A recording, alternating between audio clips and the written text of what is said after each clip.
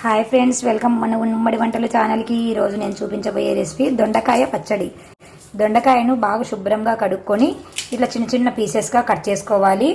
ఒక tomato cut చేసుకోవాలి, onions cut చేసుకోవాలి, పచ్చిమిర్చి కట్ చేసుకోవాలి.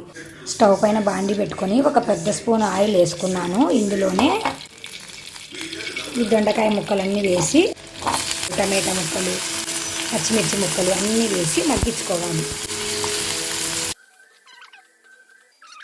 అన్నీ మగ్గిపోయాయి. లాస్ట్లో వెల్లుల్లి వేసేసి స్టవ్ ఆపేస్తాము. ఇంకా చల్లారాక మిక్సీకి వేసుకోవాలి. మరీ మెత్తగా కాకుండా కొంచెం కచ్చాపచ్చాగా వేసుకోవాలి మిక్సీకి.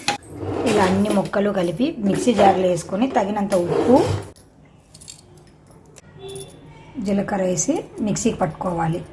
ఇలాగా కొంచెం కచ్చాపచ్చాగా వేసుకొని ఇందులోకి తీసుకొని పచ్చి ఉల్లిపాయలు కలుపుకోవాలి. మీరు పచ్చి ఉల్లిపాయలు టేస్ట్ నచ్చదు అనుకుంటే కొంచెం ఆయిల్లో మగ్గించుకోవచ్చు, అది మీ ఇష్టం. ఇలా అంతా కలుపుకోవాలి.